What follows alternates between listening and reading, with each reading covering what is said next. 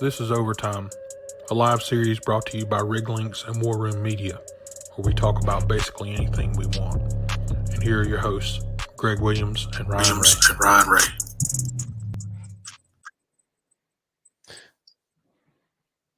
Brian. What's up, man? Hey, buddy. How's it going? Man, it's going good. Good. Happy Thursday. No doubt. Another Thursday. We didn't get kicked off, so we're back. And so that's good. It's good to be back. Absolutely.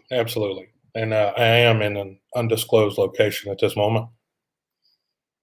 Yeah, I was about to say your background looks a little different, but I didn't know if it was I don't know where you're at, but I don't know if you could reveal undisclosed, huh? Hard on this wall Okay.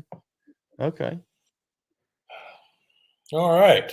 So let's get kicked off here. So let's talk about a little bit of oil prices.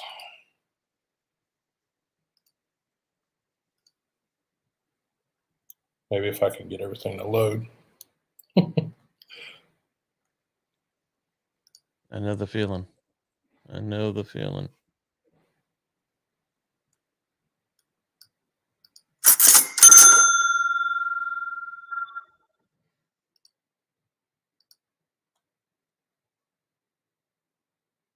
Share screen. Come on, do it. There we go. Hey. All right, man. So look at there. I think when we talked last week, it was 45, a little over $45. Yep, something like that. That's about right. Sitting at 47.53. Looking good this morning. I suppose. I don't know how, but it's up. I mean, yeah, it's certainly up. I mean, and it looks like it's going to be the highest it's been in a while there. Yeah, I mean, did you see the EIA storage report yesterday? No, I didn't.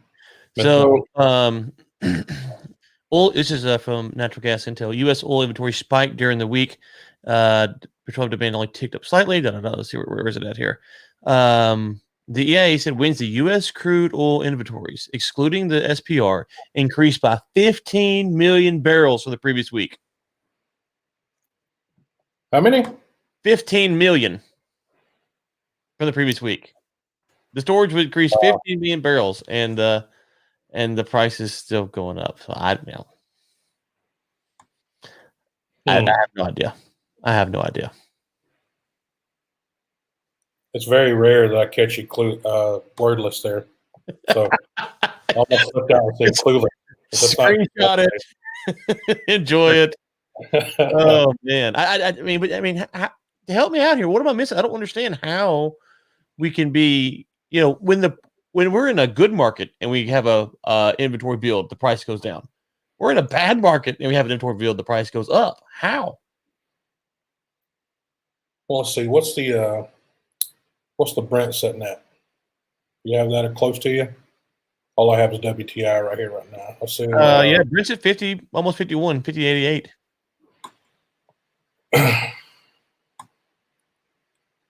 No, I think it's probably some of the same thing that we talked about last week. I mean, although the production increase, from OPEC at 500,000 or whatnot there, but I mean it's still think it's hanging on a lot of pickup and holiday movement and traffic and whatnot. I mean consumption. I mean, no, because if you look at the travel data, the flight data after the Sunday after Thanksgiving is kind of like the biggest travel day of the year, right?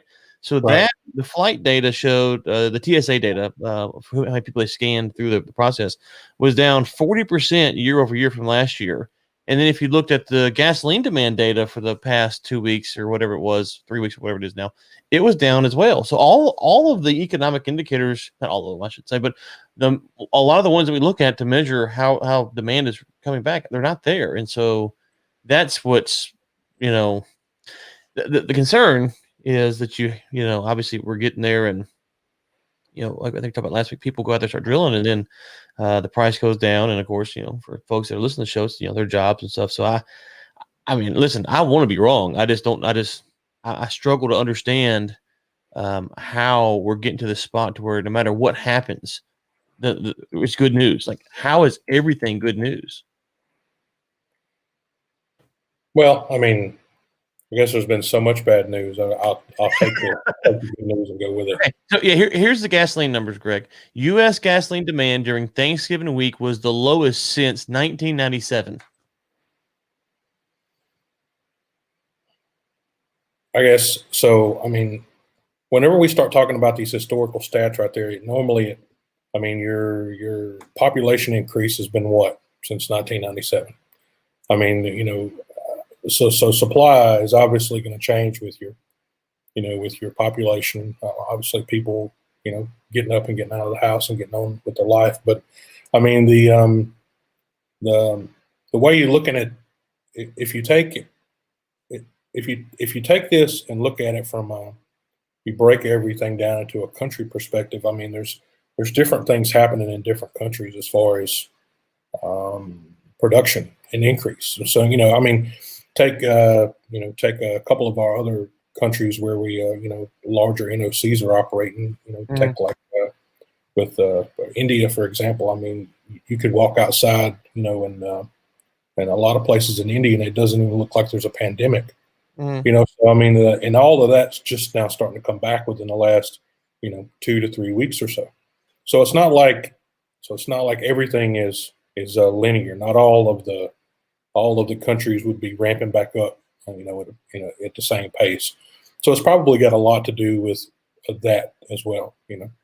I don't disagree. I think that you're right that everyone's at a different stage of the pandemic and their response to it. It's just that the U.S. is the number one consumer of oil and gas, and so what we do and then what China does should be the top two things that drives the market. And so when we have the lowest gasoline demand numbers for the busiest holiday travel period and the lowest flight numbers for the busiest time period of the year, you would think the price would respond negatively to that. And the fact that it doesn't, and we have a 15 million barrel build, so those are all, I hate to use the bearish term, but bearish signals to the market, and the market's not going to respond that way. So, it could be quite possibly that the market is right and things should be going up to the right, and good for us, good for everyone.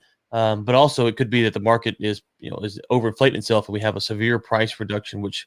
Well, that's what I was going to say. And then we take a huge dump here in a couple of weeks or so, and then it's back at square one again. Right. But let's hope she hangs in there. But going to the OPEC Plus, I mean, they talked about last show there that they were talking about a 1.9 million barrel. We said that it was going to be one or two things happen there. Either they weren't going to do anything or they were going to do a little bit. So it looks like they went with the little bit side of the stick. Mm-hmm. I mean, I don't understand even the thought behind 500,000, because it seems like you could just erase that off the face of the planet pretty quick. You wouldn't even know it was there. But they were talking about their next policy meeting they were going to be holding on January the 4th. So, I mean, and they're not, I mean, they say in January the 4th, but I mean, that date won't be finalized until, the next meeting, December the 17th. But what are they going to have to talk about on January the 4th? I mean, what they got over the holidays? I mean, it's not are they going to throw another 500 on the market, another million on the market? I mean, what do you think? Well, I think we talked about this on last show. Maybe we did, maybe not. I can't remember. But if you go back before our last show, someone showed the store, the global, the U.S. inventories for the oil, and it was the same as it was at this time in 2016. And if we all know what happened in 2016, 2017 with the price. So one thing I thought about, and I talked with Ellen on our podcast the other day, was, is OPEC looking at this with the monthly meeting saying, last time we had our standard 2 meetings a year with our sprinkled other meetings in there. And it took a long time to recover. This time, what we're going to do is we're going to try to, have a more set schedule, monthly meeting, if you will, to kind of update the market on where we're at, and also to keep the U.S. in check, because the last thing OPEC wants is for the U.S. to come out there, start drilling the price back down, and then OPEC can't respond to it. So I'm wondering if this is a way for them to kind of counter what happened last time by keeping the U.S. from overproducing, and at the same time, I hadn't thought about that, to be honest. I think you're making a good point, especially from the U.S. perspective. But I mean, to be quite honest, I mean, do you think they're really worried about it at this moment? I mean, you look at the the reduction in drilling onshore in the U.S. as well as offshore. I mean, how long do you think it'll take to bring that back? well, I mean, do I think OPEC's worried about it? Is what you're asking? That's what I'm talking about. Yeah. Yeah, I mean, I think so. So if you look at the break-even cost, I think in Nigeria it's estimated like $130 a barrel, right? Now Saudi's a little bit different. And so, well, you don't agree with that? No. It's not that I don't agree with it. I was just thinking about vastly different terms we're talking about there, But hey, I mean, it makes sense. Right. Well, I mean, obviously the price in Nigeria, the break-even price in Nigeria for 130 has a lot more to do with what's going on the ground than what's under the ground and the cost of extraction. But that's different. Well, as on top of the ground, I think there's a couple of spills happening right now too. Yeah. Yes. There's a lot going in that $130 a barrel. Trust me. I'm with you.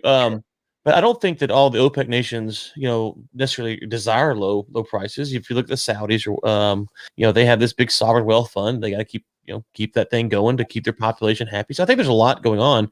But I think they also know that history has shown us that the U.S. producers, if they have the price goes up, they have a chance. They will go out there and start drilling again because our system is fundamentally different than theirs. And so if they're meeting monthly, I think the last time was a bit how do I? It wasn't. It was like it didn't catch them off guard, but I mean they knew it was coming. But were they wanting to see what the height of the maximum that we could do before they would counteract? I mean, yeah. So I'm always torn on this debate because if you go back and look at the numbers, it's the U.S. that is the one who caused the extra barrels to go on the market, not sure. at OPEC, right? And so, U.S. perspective, we're like, oh well, they didn't respond. Well, why? Well, you didn't respond either. Well, let's just go with it. So, now we get into the monopoly and the cartel and all that stuff, but on some level, I'm very sympathetic to their point, which is, the U.S. caused the problem a few years ago. On the U.S. side of things, I think you better be careful, and because here's one thing I've thrown out there. Let's say that OPEC Plus does kind of have the 500,000 barrel increase, but China starts really booming again, and they're like, you know what? We really need oil. OPEC nation X, Y, and Z. We want to buy more from you. Do you think those nations coming out of a pandemic struggling are going to say, no, China, we don't want your money. We're going to sit here and stay with an OPEC compliance. No, they're going to sell. So I think you could see stuff like that could really strain the system from the OPEC side. And that might be another reason to have the monthly meetings, is to kind of try to keep everyone in line, or at least if they're going to increase, they can act like it's uniformity. They're all on the same page with her. Yeah, so the one comment here, companies will have pandemic emergency-related plans in place, and there will be conservative drilling in the U.S. moving forward. Competition needs to be stable. Yeah, I mean, I agree with that. I think as far as competition, I think if you're talking about Western Hemisphere versus Eastern Hemisphere, I don't think you'll ever be able to, ever get that in check. But, the pandemic and the emergency-related plans, I do agree. I think companies all over the world and countries as well are going to be keeping some probably some heavy taxation thing going on here in the future to build up these plans and put some future things in place. I don't think any country's ready to go back into a pandemic like they did in the very beginning in March. I don't think they'll ever be in a place where they would accept that again. So. And just to the last user, I don't know what I did to offend that person, but they blocked me. I can't see who they are. So it comes up as LinkedIn user. So LinkedIn user, from the bottom of my heart, I'm blaming Greg for whatever I did to deserve getting blocked. So there we go. Okay. So, all right. So, that LinkedIn user. LinkedIn user. That's what it showed up. Did it show up? Thank you for the comment. Their name. Did it show up LinkedIn user for you? It is LinkedIn user for me too. Okay, never mind then. It's not just me, it's you. It's you then. Oh, it must be me that blocked them. Oh, okay. I don't know. It's Sorry, LinkedIn user. I'm going to be like Ryan. I don't have an idea why we got, you may be blocked, but, we apologize. Send Ryan a message. yeah. The HR department is standing by. We have people on the phone standing by. That's exactly right. All right. So the other little part I wanted to talk about here was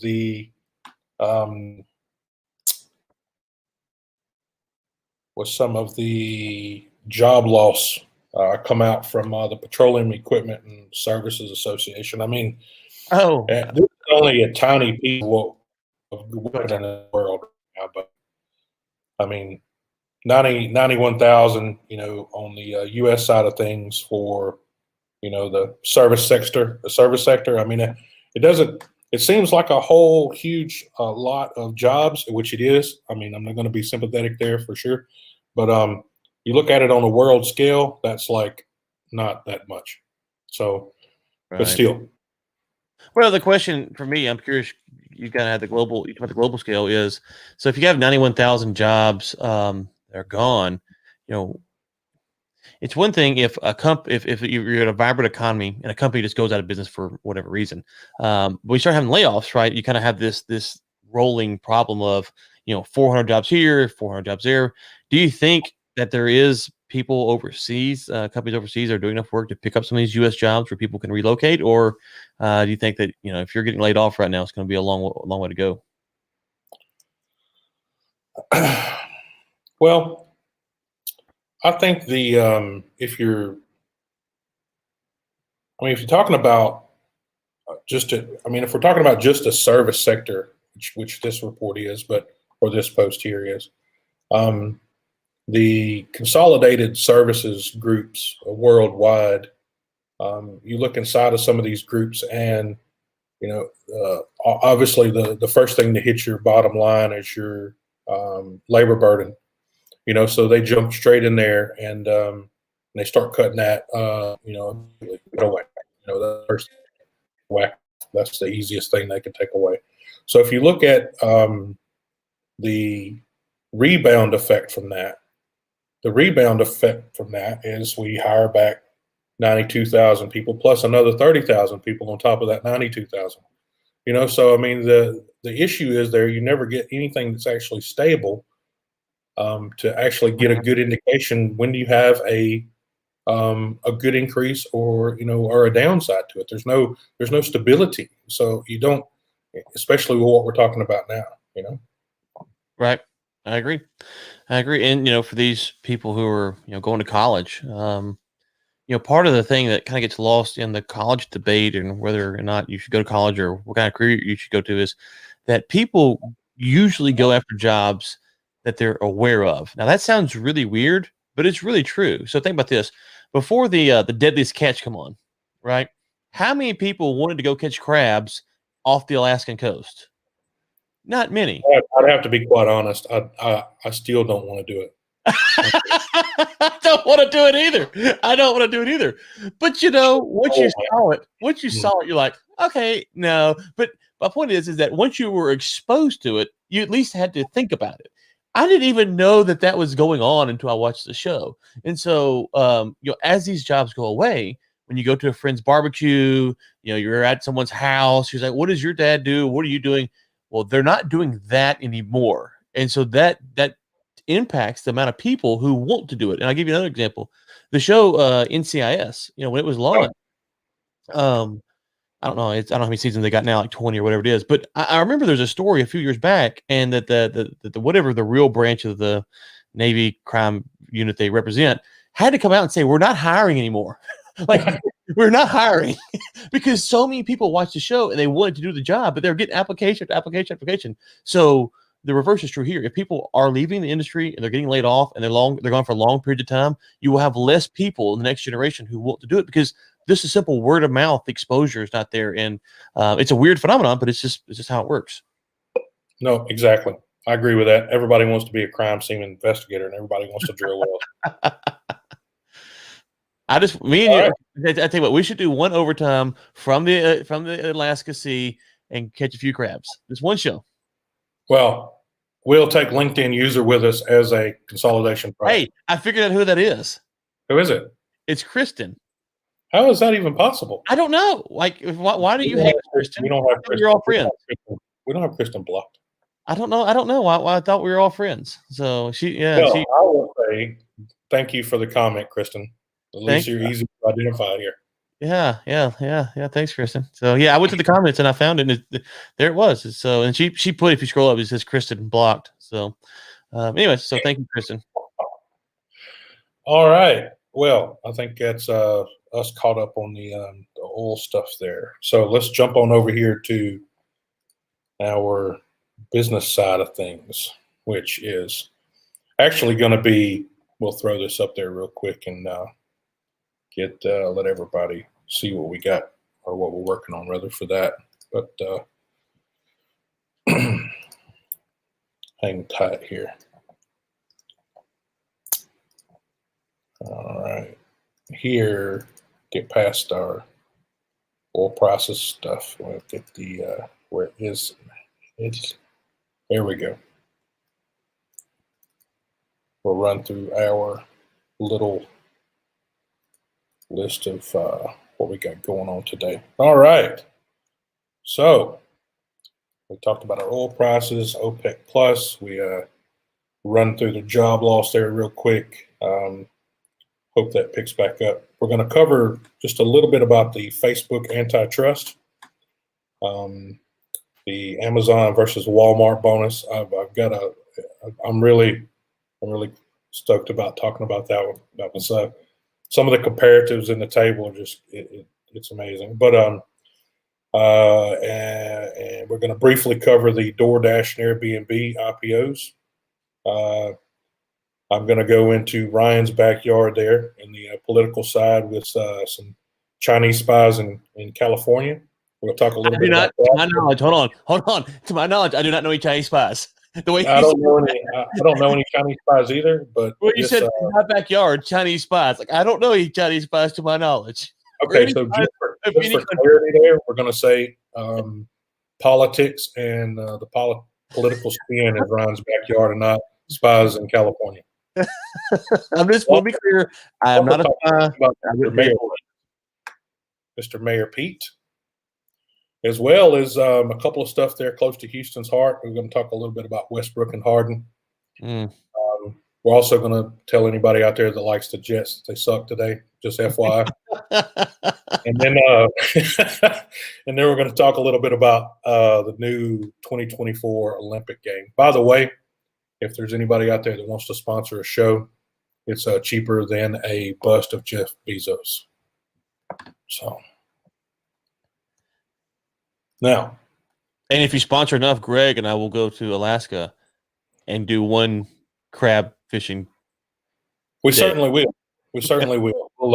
I'm a capitalist. I have a price. We'll bring along the camcorder and we'll take videos and send back to your kids. So, all right. Let's talk about this Facebook thing here real quick. So, I knew it coming. I mean, it was just a matter of time, especially on the heels of the antitrust suit that was on good back in October. And I think they're working on another one coming up here. I think that's round 2 for Facebook Google. is spending its time. Sorry, my autoplay kicked on. So but the Federal Trade Commission and 48 other attorneys have filed antitrust against the world's largest social media platform as we are broadcasting live on it. So, but we're not only on it. We're not only on there. Exactly. So, I mean, here's my take with it, Ryan. I think everybody's in a huge fuss, especially about privacy and what's actually your data and what's not. I mean, that's been covered multiple times over the last 4 or 5 years, especially after some of the stuff from the last election or 2 elections ago. Now that well, I think it's official. But anyway, yeah. So the same thing smacking Facebook that happens with Google. So I mean, one thing here, I guess the feds are having a bit of a go, for Google and Facebook for a while.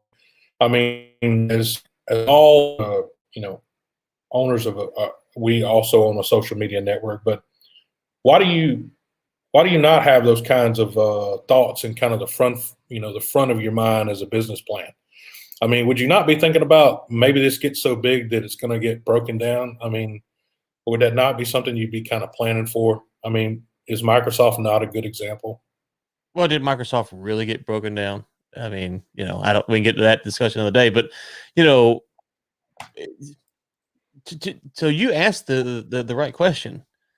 If you're Facebook, why are you not concerned about an antitrust suit? Well, obviously they have lawyers who are walking around saying, you're getting close, or whatever. So I think that this whole myth of, I said this and I keep saying it. We have people who voted for Bernie Sanders in 2016, and then later that year they voted for Donald Trump. Whatever you think of either one of those candidates, the same person, multiple of these people voted for Bernie in the spring and Trump in the fall. There are a lot of people out there who understand that something is wrong with the system. And when you see these kind of things going on at the federal level, you presume that what is happening is in your best interest. I would argue that this is not in your best interest. And so that's really what I would say. That so if you think Facebook's walking around scared to death, no, they would have acted differently a long time ago. As you mentioned, they would have handled things differently. I don't think they won't. I mean, do you think they would have acted differently if they didn't potentially have like Google sitting in front of them going through the same thing? Probably like, I don't have time. Yeah, I think they got Google wrapped up. Huh? Well, so you have to remember the I don't know which time Zuckerberg testified in front of Congress, 1 or 2 times ago. Not the most recent, but a couple before that.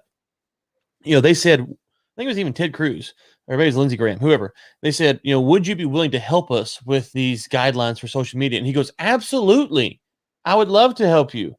So big tech, big companies, whether you're ExxonMobil, and I will address the Rex Tillerson myth in a second, or in your big government, they work together. They do not work against each other. And so when you start thinking that these companies are working against each other, it's very rare. And when it happens, like I'll give you one example. The FBI wanted some text messages off of some guy accused of a crime's phone, an iMessage, and Apple would not turn it over. The FBI lost their mind. They started saying this guy could be a terrorist, and I don't know who the guy was. It didn't matter. The FBI lost their mind. They couldn't believe that Apple would not bend the knee. So my general thesis is that whatever you see when the big tech and the big government come together, it ain't helping us out any. Even if you might agree, and I'm not an antitrust believer. I don't believe in antitrust legislation. I think it's terrible, a crime against humanity, all that stuff. So let Facebook do their thing. So I don't think I have zero confidence the federal government can handle doing the right thing here. Whatever they do will make whatever the problem is worse. Okay.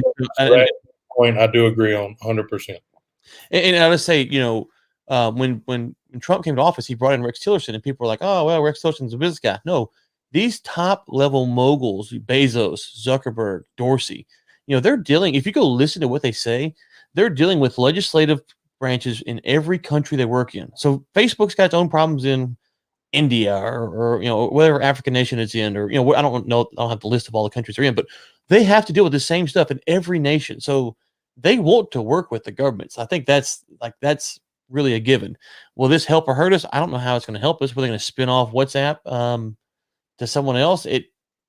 So anyways, I think this is the federal government saying this is why we need to exist. And I'm like, no, just go away. Like, leave us alone. You're going to screw it up. I mean, at the end of the day,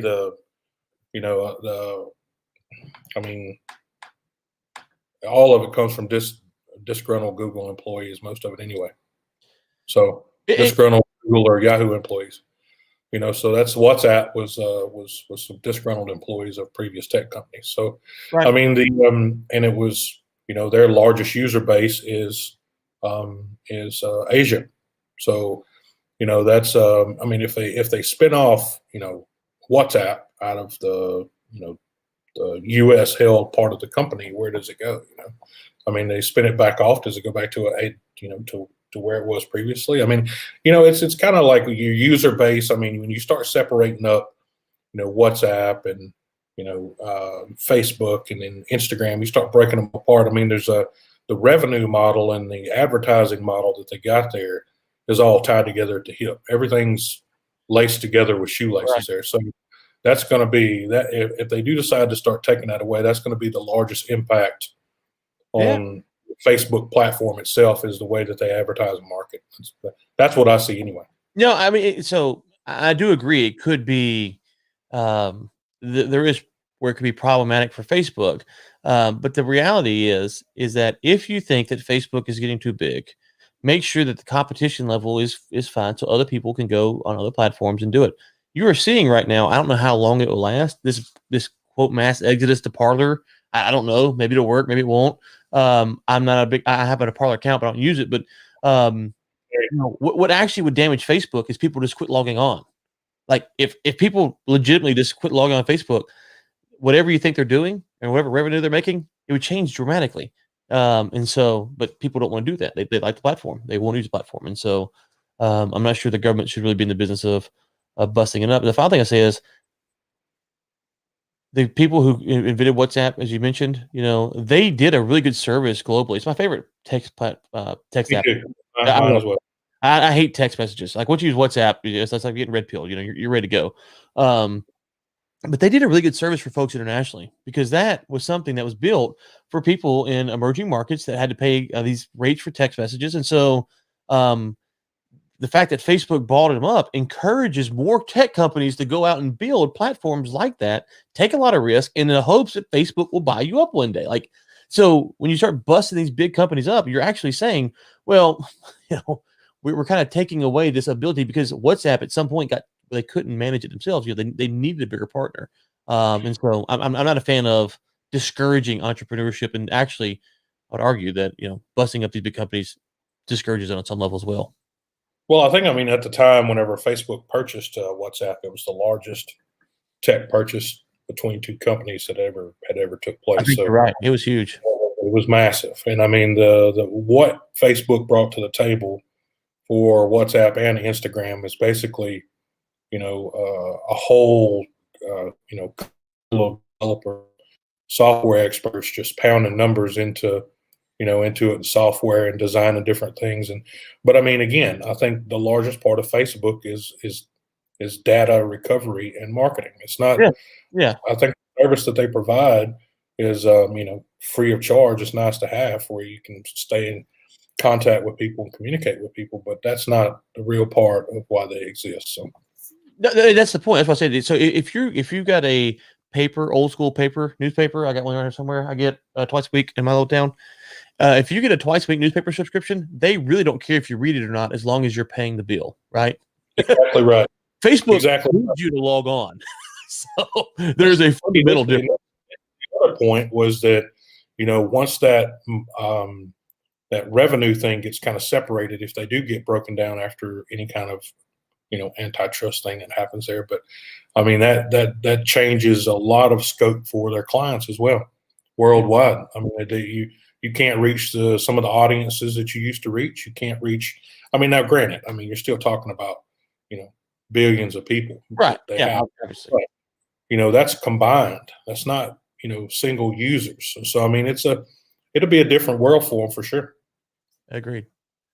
But I'm actually okay with that. I think if there's for me, competition is your best way to drive value. Period. 100%. I agree. And so, if you want to compete with Facebook, what you should do is create a platform that does not take your data and sell it to marketers. And, so. All right. let's see here. All right, we're moving on. We're going to move on over here to our conversation between our bonuses here. It's going to be funny. I'm ready for this one.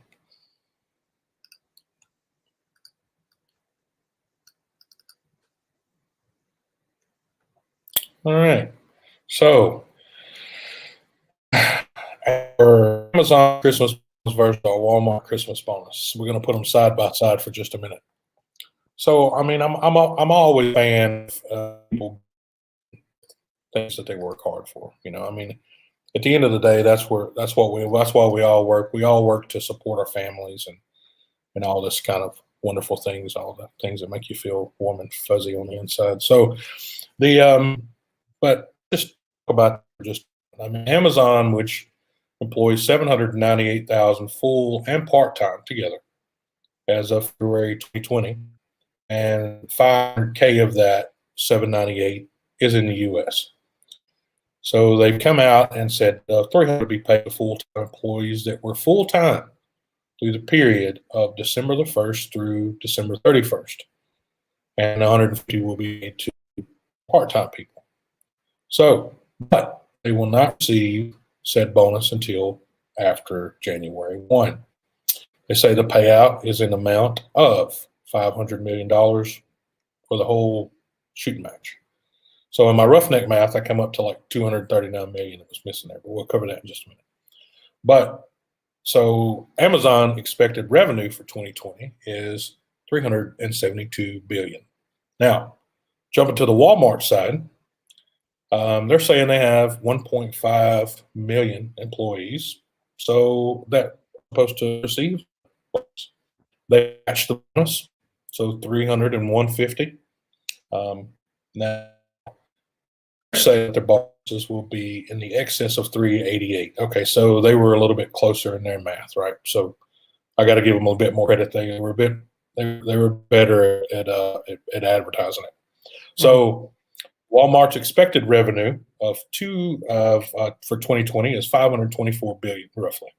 So all of the math works out only for Walmart with these kind of payout numbers, but because that's actually stated the number of employees that would receive the bonus, where Amazon stats are just kind of like full-time, part-time is available kind of on the web. But a few things here come to my mind, but so a couple of things for Amazon. If the bonus amount given out is 500 million overall for Amazon, where the rest of it? Like, I mean, like 261 million or so. I mean, and that's, 798,000 are full-time, which they're not probably all full-time. Like you said, there's probably some part-time people thrown in the mix too, but maybe someone can leave a comment or, maybe where the rest of it's at, maybe it's the Jeff's divorce payments. I mean, I'm 100%.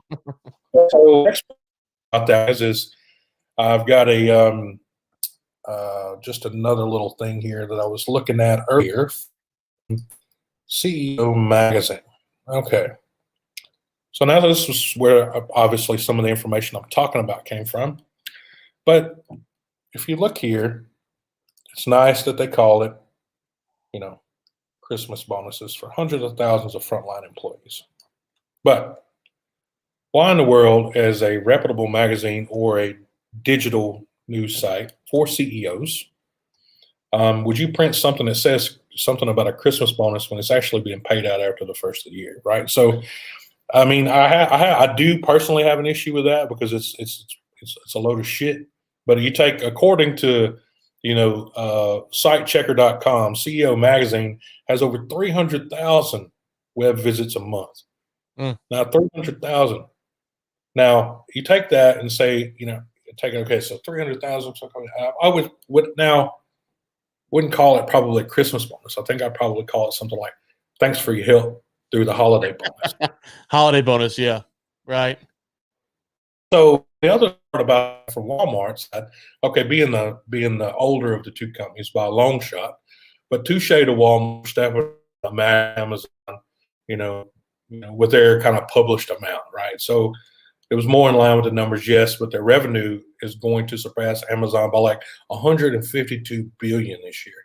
So, I mean, in all realistic terms, you could have probably spent a little bit more based on your revenue, right? Mm-hmm. So it's great that you matched it, but it probably would have been a little bit better if you'd have thrown a little bit more on top, Yeah, so I'm always torn over the bonus debate because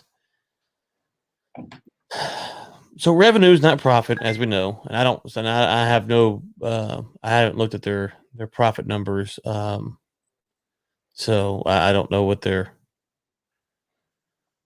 saying for that. But Well, no, I just generally just running through the revenue as you can skew the whole thing if you talked about it from a profit perspective. oh yeah, that's the problem is that you don't really know. It's because they can start playing all these fancy accounting games and stuff like that. Exactly. And I so mean, I think that, but I do think they were a bit low. I mean, I would imagine they're low. I'd imagine they're low. And so I'm not disagreeing with that. I'm also, but here's my question for you. And I don't. I'm just sitting me putting a theory out. I don't know.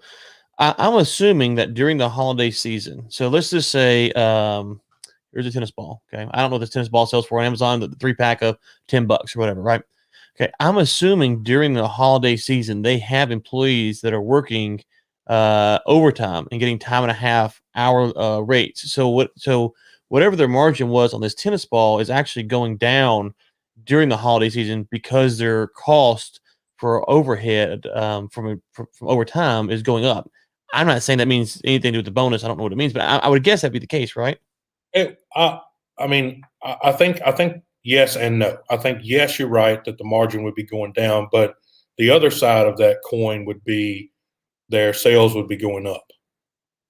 Right. So They're they selling would, more tennis balls. I agree. They're selling more tennis balls, but at a lower margin. But the employee is getting paid time and a half over 40, whereas in a normal time he wouldn't. well, I think if you look at it from So a sales, they're reaping the benefits as well, though is what I'm saying. Right? no, you're right, 100% right. I mean, I think going into October and November of that year, they already know where they're going to be at for the year. Sure. They already know what they're going to be on about. They already know how many people they're going to need to, keep in place there and how many people are going to be working overtime. So I think, like I said, by October, I think they have a pretty good clue where they're going to be at. But again, I'm kind of old fashioned, but I mean, I've always, appreciated anything that I got from a company that, that I didn't work for. I mean if it wasn't, slave to the grind and, Right. and they said, here's something that we think that, Right. thanks for your help. I do, I do agree with you though about paying it before. I do agree with you about paying it before Christmas though. At least give it to them on the 24th. Well, exactly. Yeah, I exactly. think that I have a real problem with that. As far as the bonus goes, I'm not saying you could pay more. I just I don't know how to balance that out when the employees making more per order because they're getting time and a half and Amazon's margins cut down to that time period. That's to me. It's like I just don't know enough about their business to say. And so pay more. Yeah, I agree, but pay it earlier. That's the thing. Like, why are you waiting until, unless they have some program, the only thing it would be is, I wonder if they have a lot of people who quit if they get the bonus, as soon as they get the bonus. And so they know they pay them too early, they'll have a mass exodus of workforce and then they'll have to have new people come in. That's exactly right. That's exactly right. Nail on the head. The other part about that is, when you walked into the, and spoke with your board of directors about your third quarter or your fourth quarter, did you mention to them, in your first quarter, your second quarter, that you were going to be paying a bonus in the fourth quarter? Mm-hmm. You don't know when the year started off January and February, they were looking like, yeah. And then March hit, they were like, wow, what's happening here? Nobody can come to work. There's all these people in the factory. I mean, again, look at some of the stuff and these people going back to work. I mean, I think the bonus amounts were low considering this single factor right here. I mean, when they went back, in the pandemic, I mean, didn't know what they were going to be dealing with in the stores, the deliveries and the packaging areas. I mean, they really didn't have any idea. So, they could have potentially just said, okay, I'm packed up. I'm, find something else to do, but it looks like they hung around. I agreed. If any comments about this kind of conundrum between the two, just feel free to leave it in the comments of the video. I'd be more than happy to reply back whenever I read them. So, but okay, so getting off of that. So just roughly and quickly mention the Doordash IPO yesterday, the popular food service delivery company public yesterday. They started out at 102 Washingtons a share, and it took off like a rocket, closed at 189.51, or 86% above operating or opening cost. Sorry. My first question here was, what normal American can afford a new IPO with this cost? Like, there's a direct purchase feature to the IPO going public, right? So I get it. I mean, the average U.S. salary is $36,000 a year, so that breaks down to $692 a week. So that IPO would basically cost you, for one share, working 40 hours a week, even at opening price, that's 6 hours of your life to afford one share, while your kids are nice, fed, warm, happy, sitting at home with their DoorDash cheeseburger. You just work 6 hours for one share of their IPO. Think about that, America.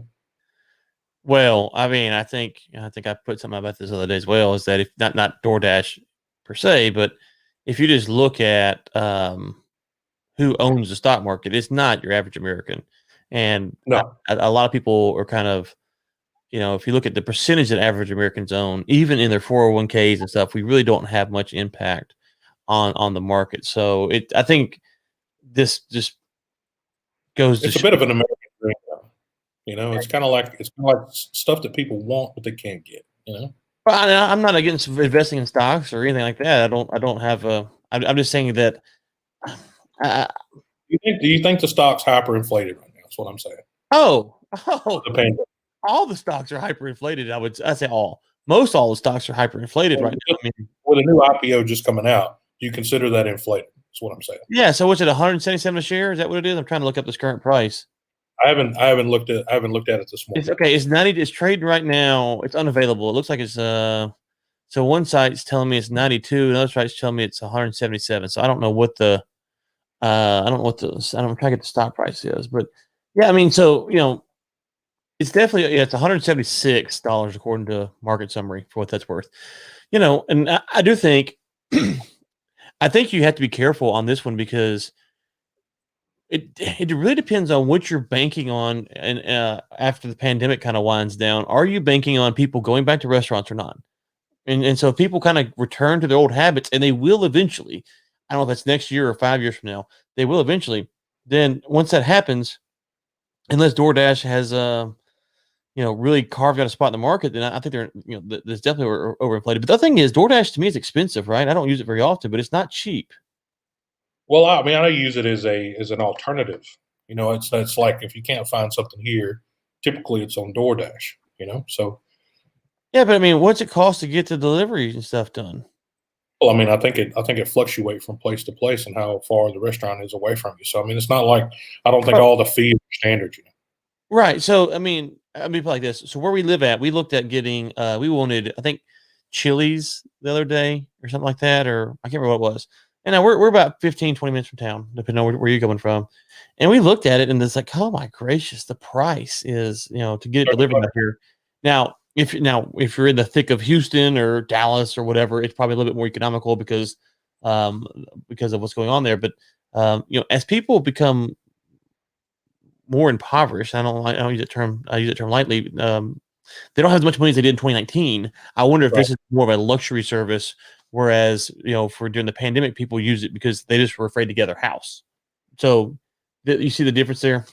Yeah, I see that. Yeah, I see what you're saying. I mean, I don't know. What do you think? Do you think people will continue to use it, or? I mean, I think short term, yes. I think long term, I think the strategy would be that anybody that's going to bail out of them is going to bail out of them in the first 2-3 months of the IPO going public anyway. So they're going to hang in there long term. That's going to ride. It's probably not going to worry about whether people are going to eat at home or eat outside anyway. So let me ask you this: 5 years from now, would you rather have DoorDash stock or ExxonMobil stock?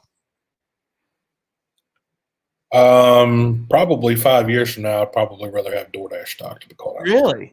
Really? I pick ExxonMobil. So 5 years from now, when we're doing this show in 2025, we're going to revisit this. I'll be more than happy to read it. The reason I'm in because what you're in, what drives DoorDash is tech. That's what drives DoorDash, right? So being, I was post on LinkedIn earlier this morning from Tom. I don't know if you follow him, but he seems to have a pretty broad perspective with tech. And who was it? You cut out when you said the name. Tom Goodwin. Okay. I don't follow. I will though. He's like this. So part of the stuff he talks about is a lot of future stuff. But when he starts, he started this morning on DoorDash, and of course today Airbnb. Do you have Airbnbs right there close to you?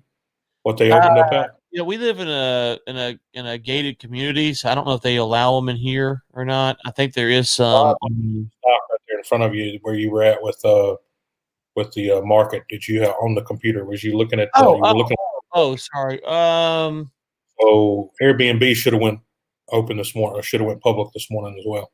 Yeah, let's see here. Airbnb.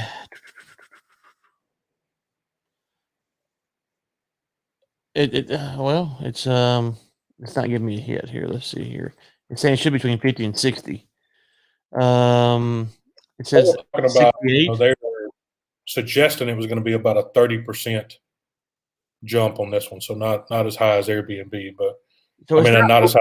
It's 68 what they're saying. So I don't know. So market's forecasting 30%. So normal American people buy Airbnb. So jump in there and get it. What's going on there today? So, but it has a potential to pull the socks off the rooster before the end of the day. It was one of the largest ones that's come on the market. So, yeah, well, I think Airbnb has a better shot long term than DoorDash. I would say so. I think the market for Airbnb. I still think there's explore areas for Airbnb. I think when you start talking about the cruise ship market, there's no such thing as Airbnb on a cruise ship. So I think there's still some unexplored areas for them. That's true. Maybe the crab fishermen down there probably have a bed in the boat. So. Yeah, no doubt. All right, move on here. Let's go over here to our little politics session there, Ryan. You ready? I'm ready. Born ready. All right, so we got two pieces here. Yesterday, the first one is some Chinese spies in California politics, Ryan. So what's going on here? This is a weird story, and I wanted to include this in here because this, to me, goes to make sure they haven't updated the story since I read it yesterday, but I don't think they have. This goes to when I talk about the frustration with the mainstream media. This is a great story. So apparently there was this lady, Christina Fang or Fang Fang, she went by, and she was, Fang Fang. Fang Fang, yeah. And so she went with Christina Fang in the U.S. But anyways, so she's tied up with the tool from California, Solwell, and I can't stand that guy. This is an aside. I cannot stand that man. Eric Solwell from California. He's a congressman. Oh yeah, he's. I can't stand him. Okay, so let me just read off this portion here. And so it says, it says, among the most significant targets, Fang's efforts were Eric Solwell. Okay, so here's the 3 bullet points beneath that. Fang took part in fundraising activity for Solwell's 2014 re-election campaign, according to a Bay Area political operative and a current U.S. intelligence office official. Solwell's office was directly aware of these activities on his behalf, the political operative said. Now, it's funny they're using operative there, but anyways, that same political operative who witnessed Fang's fundraising on Solwell's behalf found no evidence of illegal contributions. Okay, so short version is Fang was helping Solwell raise some money. No harm, no foul by all counts. Point 2, Federal Election Commission records do not indicate Fang herself made donations, which are prohibited from foreign nationals. Okay, that's really not a point of relevance, but whatever. I mean, you're stating the obvious. She didn't do anything that everyone would have known was illegal. She is a spy. They usually don't do that, but okay. Third point. Fang helped place at least one intern in Sawwell's office, according to those same two people, and interacted with Sawwell at multiple events over the course of several years. Who is the intern? Who is the intern? That's what I want to know. It's okay to name Fang, but the intern got clean, right? There's no mention. You have 3 points. 2 of them are basically nothing, and the third one you just happen to mention. She put an intern in the man's office, and you don't tell us who it is. That could be another spy. Like I don't like. What's wrong with you people? What's wrong? Have you never used did your brain not function? That's the story. That's the story. I mean, places intern. Spy's named intern. Huh? The spy's named intern. Intern. I mean, that's the story. Spy places intern in congressman's office. Like, that's the story. Or at least part of the story. There is no mention of this person, if they're still around, what happened to them, if there's an election. That could have been the headline. It could have been, according to these two people, intern placed inside of Swalwell's office. That could have been the whole headline. Spy places intern. I mean, you can ask other questions. Did she place interns in other people's offices? Like, there's all kinds of stuff. Well, who is the intern? And why are you not talking about it? I'm being serious. When I read that, I was like, I put the Control F, the search for intern, in there, and no, here it is. Here's what I mentioned. Fang facilitated the potential assignment of interns into Sawwell's offices. Now, there's interns, plural. Okay. The political operative. In at least one case, an intern recommended by Fang. So they didn't want to leave out the fact that there could be more than one. Yeah. And in one case, it could have been the DC office. A U.S. current intelligence officer confirmed the intern placement. There are interns in this man's office who you were saying were placed by a Chinese spy. And you're not even talking. You're telling me that the spy didn't break the FDC rule for campaign donations. I don't care about that. Who is the intern? They don't know. No idea. I have no idea. That's the one thing I wanted to know. That's the one thing I wanted to know. And now the American people want to know. They should. We should have a congressional hearing over this. Not over Sawwell, over the reporter who wrote this story. Like, how are you competent? Exactly. Let me see here. Who the hell is this? Oh, it just drives me crazy. And then Anthony Ibrahiman. Yeah, the other thing that was interesting was so apparently Fang was sleeping with some mayors, right? Okay, and the FBI got it on surveillance. Sorry, Mayor. Hope you're not married. But yeah, me neither. I was thinking. I thought it mentioned it up here. I thought it mentioned favor. It's down there a little bit further down towards the bottom. Under keep on going down. Keep on going down. Keep on going. You got keep on. Come on down with it. Come on down with it. Come on down with it. Come on down with it. I'm coming. Come on down with it. There you go. Come on. Wait. Is this it? It's under the part where it's got a guy in a suit with the gold badge on his chest. Right there. There it is. Okay. So it says yeah. Now, okay, so here's the reporting from Axios once again. At a 2014 conference in Washington, an older, which is subjective, but I'm assuming 60s, if I had to guess, Midwestern mayor. Now, they've mentioned this mayor in the story a few times. You're thinking like Chicago, Detroit, Indianapolis, Columbus. That's how they've led you to here. From an obscure city, referred to Fang as his girlfriend. Okay. So I have to ask, and this is a serious question here.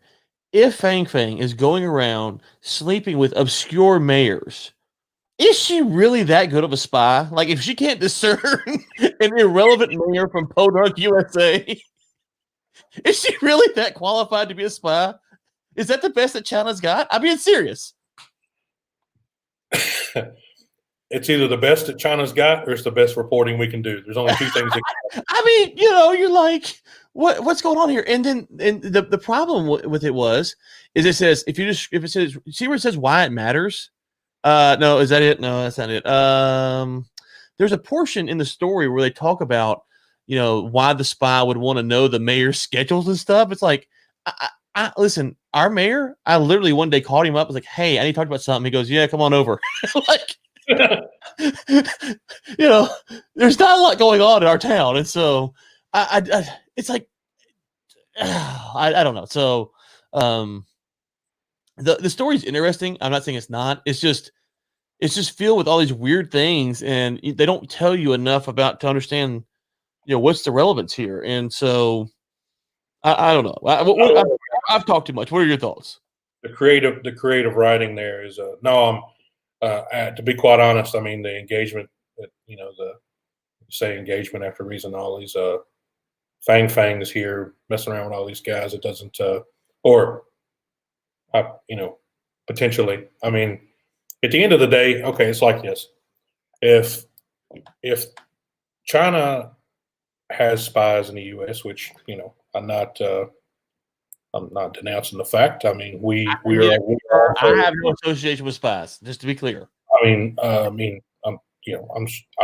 me as well. But at the end of the day, every country has its own agenda, and so it doesn't matter one way or the other what we potentially think about the sure. diplomatic immunity of some people in the world. But at the end of the day, I don't know Miss Fang. I don't know the mayors. I don't know. Right? But I do know what is printed on this. I say printed. What is digitally imprinted on my screen here, which is it 100% true? Probably not. I mean, they don't. I mean, where's the sources? Most of their sources here. I mean, I'm saying it's U.S. intelligence. I mean, I see U.S. intelligence officials. I mean, you don't see a lot of source referencing here. That's my thing, right? So, I mean, I read through just about all of it, but it was, there's not a lot of okay. So see, like late 2012, like I mean, come on. I mean, if it's a spy, like I mean, it would probably be like, the morning of September 1st at 2 a.m. in the morning of 2012. It should be a report or a record. I mean, there's even talking about a guy that was on surveillance right here. Yeah. Electronic FBI surveillance. So they actually have records of it. So if you're going to start, typically when you start publishing stories like this, that means there's already something public, right? And so it's not, so that means if it's public, then that means there's a record somewhere. So there has to be something. Yeah, I think that's part of the problem with the story is that it feels like a lot of people knew about this spy and they didn't say anything. Because Saul he won't be interviewed for it because he said he's already turned over the information to the FBI years ago, and so it feels like that they kind of that everyone kind of knew, and Axios kind of had to pry it out of them to get it. But it looks like here it says he was shocked. I mean, I don't know. But read when that was. That's not talking about when the story broke. Oh, okay. Yeah. So the FBI alerted him years ago about it. And so he turned over everything. So yeah, he discovered in 2015. So he's known for 5 years about this. Right. And I mean, I would love to hear his comments on Russia meddling in the U.S. election, because I still don't know who the intern is. Okay. Nope. Still don't know. Intern. One more story here. We're going to go to sports. So that's we're going to jump over here to Mr. Pete. Now,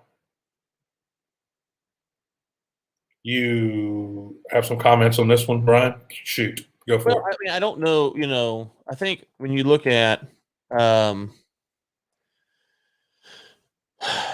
Biden administration, and I made my stance clear on Biden and Trump, I think, in my newsletter. If not, I can make it here. But I think what? No, I was thinking about getting another one of those nasty grams. I was thinking about the the unsubscribe button.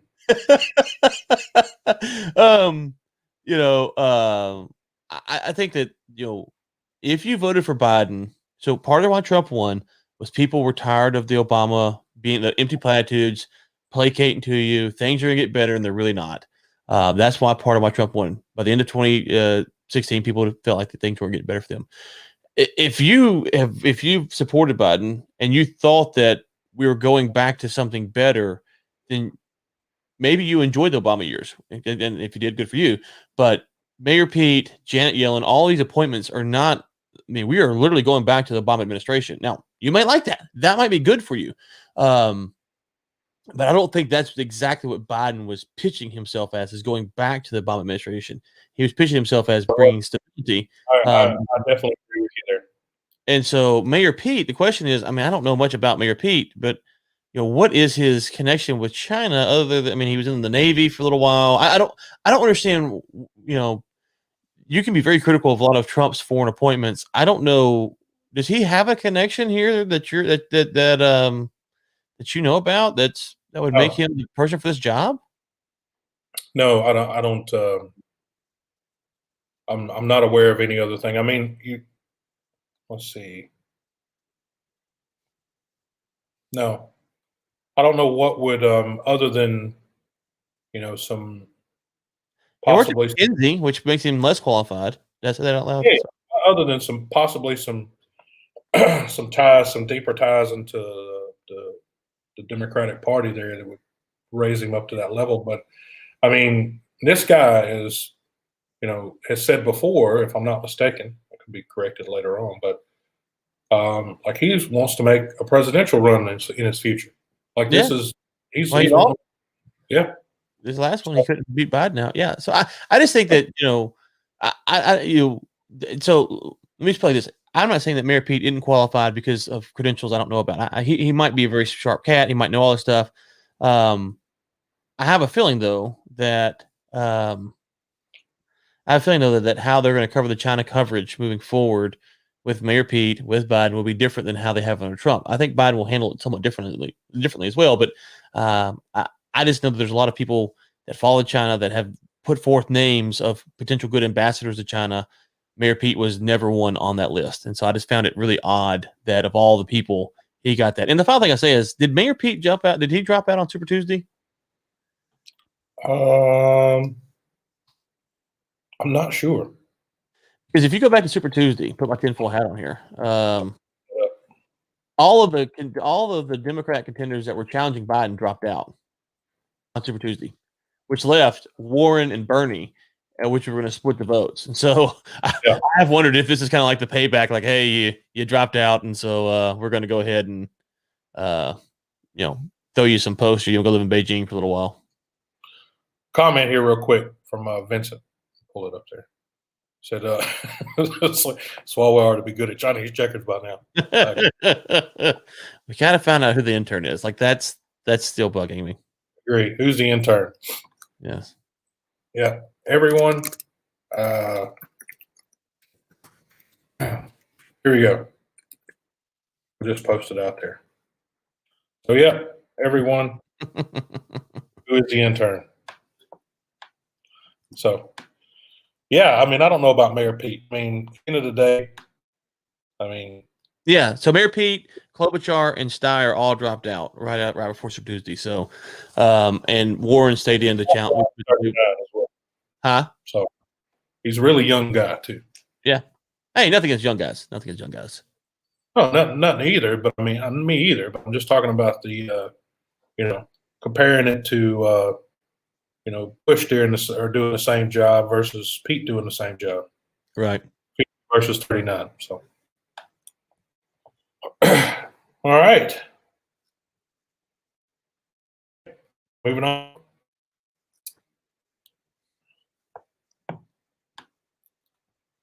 Let's see. Maybe Mayor Pete can swing something out of his pocket. So maybe we can. All right, man. Let's talk about a little bit of Russell Westbrook trade real quick. Moving out of the politics realm into the sports realm. So, What's your take on the Westbrook trade? I know it'd been around a little bit. They talked about it back and forth a while, but I mean, again, I think you start talking about Westbrook and Harden. You start talking about disgruntled point guards. So, I mean, the same thing that Mark Stein from called it here as well. So I thought it was kind of funny. But look, I mean, after the Westbrook trade to the Wizards for John Wall, I mean, in the last, so that would have been 2 days ago. So 24, 48 hours. Anyway, James Harden has now come out and said that he would be open to a trade to the 76ers. So now, if you remember, back during the off season, it was the Brooklyn Nets. So I mean, you guys just pining to get away here, is he not? What you think? I feel bad for Westbrook. Now, I'm not a Westbrook diehard fan or anything, but when he was traded to Houston, everyone said it wouldn't work. There's no way to work. It's impossible for it. And now that he's leaving, everyone's like, "Oh, he's got to be a terrible person to play with." It's like, wait, we all knew it wasn't going to work. Like this is at least bringing in John Wall. I don't know if that makes it any better or not. I just No. I agree with that. I agree with that comment wholeheartedly. So I'm not saying, maybe Westbrook's a terrible teammate. Maybe he's not. I have no idea. I just this should be the least surprising thing that Westbrook leaves Houston because no one thought it was going to work. So I didn't understand that. As far as from the Washington standpoint, it's a good deal for them, right? Would you rather go watch Westbrook play or John Wall play? Yeah, I mean, I guess the pinnacle of this is how's it going to shape up before they kick off with the Bulls, preseason there on the 12th. So, I don't know. Do you think they're going to trade Harden? I don't know, man. I think Harden's got some, of course, local ties. I mean, he's got a few things going on there, but I mean, just a couple of comments there from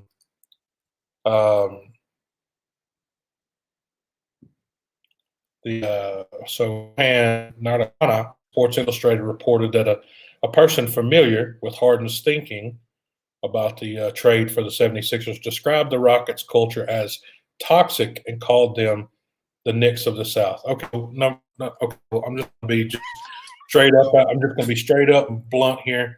So, to all the Knicks fans and all the Rockets fans, when people say that they're familiar with the matter, that means they're talking crap and they don't want to put themselves on the line. So, that means that there's probably Rohan that probably said it and said that a person familiar with the matter, he just wanted to slide that in there. But I'm also going to remind Mr.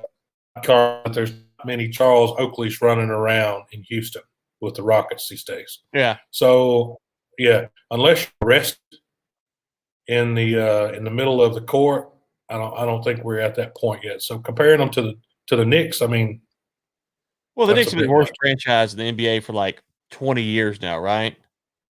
Yeah. I mean, I'm not a Rockets fan necessarily, but I mean, come on, compare the Knicks. Come on now, like they're bad. Yeah, no, that's you basketball fans out there be looking to shape up for a different year for the Rockets for sure. The final point here I bring up about Mr. Harden is, if he is traded out to the 76ers, how does that bear out to his new restaurant, right?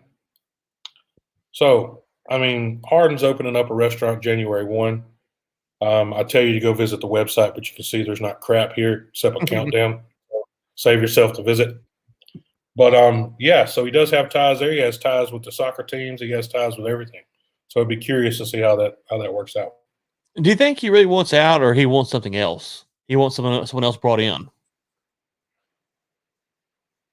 Well, I mean, if it hadn't been for the fact he brought up the Nets and now bringing up the 76ers, I mean, he must be wanting out.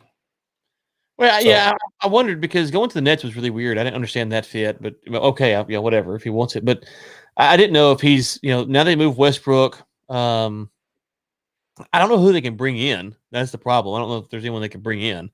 But if he's going to go to the Nets, or would be third fiddle, And so, Kyrie ain't gonna step down. KD will play a little bit, but I just. Well, I mean, I think the idea with I was paired when they made the trade for John Wall. They were pairing. They were pairing them back up. John Wall and his partner there. What's his name? Beasley. Yeah. So they were putting them back together again, thinking that there could be a potential bond that they could create there to maybe bring back some magic for them, but who knows? All right. Find out. Yeah, it's going to be interesting. So, just another quick one. We'll talk about these Jets, man. The so far the so the Jets lead 2020 after 0-12 going into week 14. They're looking for a QB, CB, and an OT. After their loss to the Raiders last week and the firing of their defensive coach, which happens to be Greg Williams. Not our Greg Williams though. No, not me. Not me. It's 1G. Well, that's 3 G's. So I have 2 G's. But so for those that didn't watch it, they allowed Darren Waller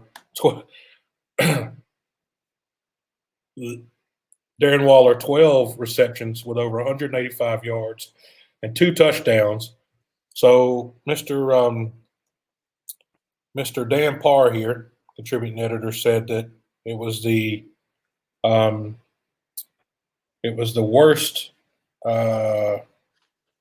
Let's see. Okay, yeah, he said it was the only second time Super Bowl era that's happened. So, my goodness, no doubt that may have led up to the firing of Mr. Greg Williams. Did you see that the comment from Vincent Cabela? Do you think Vinny Testaverde is still available? Oh man, that's no. That's good. That's good. Testaverde, he's probably he'd probably get out there and suit up after he's probably 60 now, but he played till he's 45 or something. So, I mean, when the Jets didn't fire not Greg Williams, Adam Gase after their bye week, you knew that they were in it to tank, and so the fact that they had a chance to win this game, they run a zero blitz. They give up the deep touchdown. I'm kind of torn. Like, it's like, okay, well, you didn't fire your head coach, which signals that you want to lose the game. The players play hard. They put themselves in a position to win. And the coach, like, it's like Order 66 off of Star Wars. The coach is like, we can't win. Execute Order 66. And he calls a terrible play. And then he gets fired. It's like, wait, I thought we didn't want to win. Oh, we wanted to win? I didn't know. So even the players in the locker room later was going, man, that was terrible. That was terrible. I mean, but if you're the GM, you're gonna be going, okay, well, listen, all right. If we still get the first round, we get the number 1 pick. Like, so I'm really torn. Like, what's like, what do you used to do? Help me out here. yeah. I thought we were trying to lose. We're trying to win. Oh gracious. So.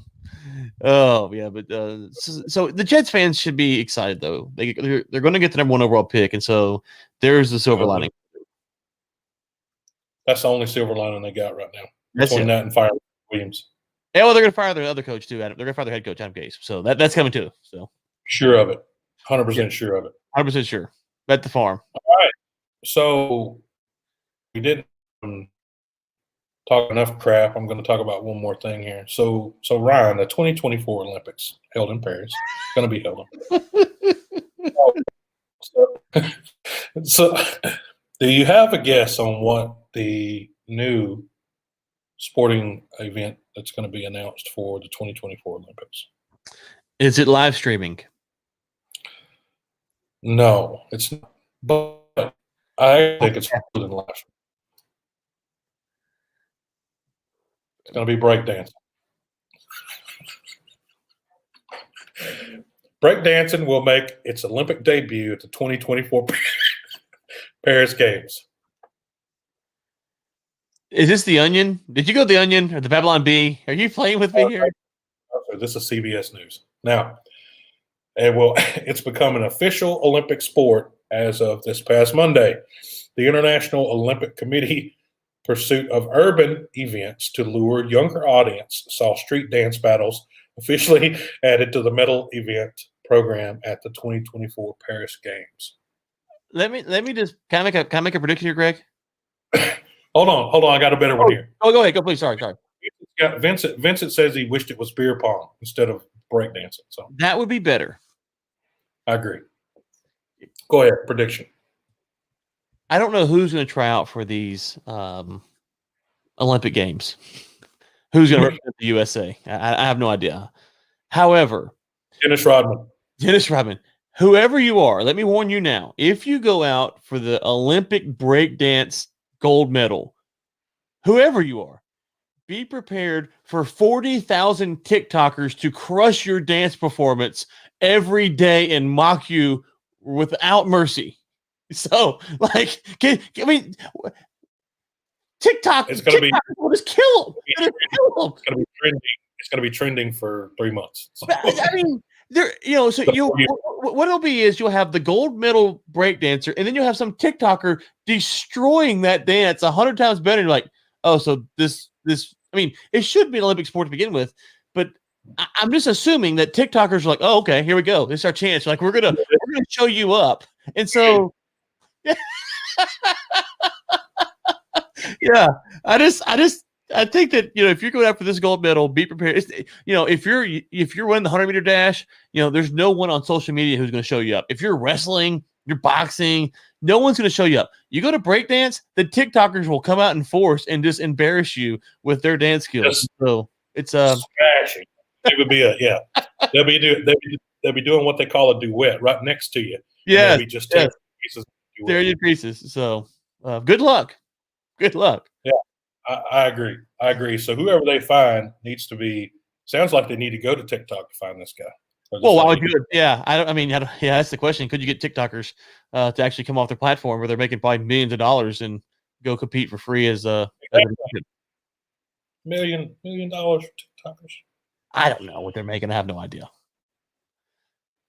Well, I mean, end of the day, I'll never find out who what they're making on TikTok. That's fair. I think we have an account, and we have, I think it's close to 12,000 followers, and there's a lot of stuff we do post on there.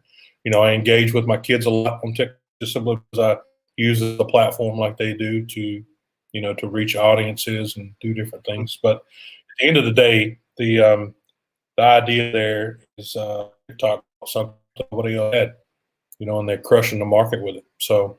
Yep. I mean, at the end of the day, I think the idea behind probably another whole show on the stuff with TikTok. But I mean, I think it's I think we need to break kids off the devices for a little while and get them on down the road, put them back on the bicycle, and let them take a couple hard knocks. There you go. I'm with you. All right, folks. That's even longer than the last show, Ryan. Yeah. I have to cut back a bit, buddy. But sorry, you asked me to talk. What did you think was going to happen? Well, I mean, I actually don't mind it. I like it. I think the world needs humor. But Ryan, you have any final parting words of wisdom for us? Yeah. Who's the intern? That's all I want to know. If anybody can find out who the intern is before next Thursday, let us know. That'd be great. Call Saltwell's office up. All of his offices. Who is that article? Talk to that reporter. Yeah, and get her to update her stuff.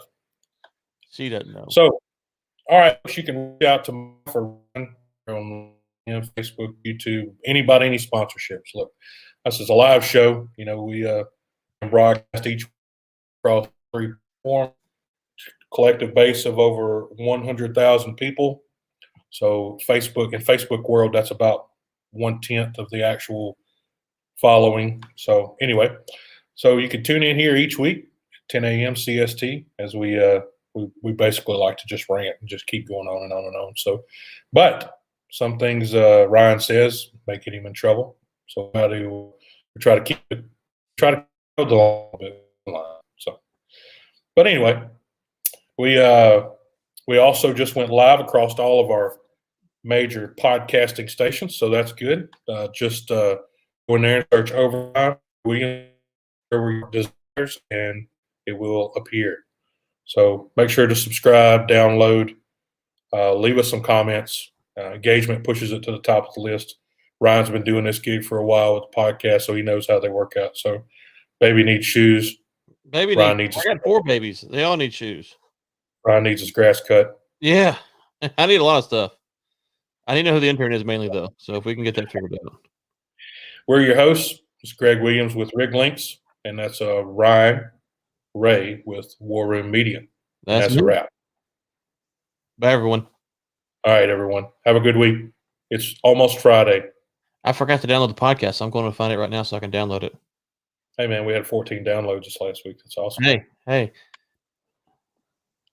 All right, everyone. Stay safe. You've been watching Overtime, a live series brought to you by Rig Links and War Room Media. Your hosts have been Greg Williams and Ryan Ray. For sponsorship opportunities, send us an email at info@riglinks.com. Tune in next Thursday at 10 a.m. CST for another live episode.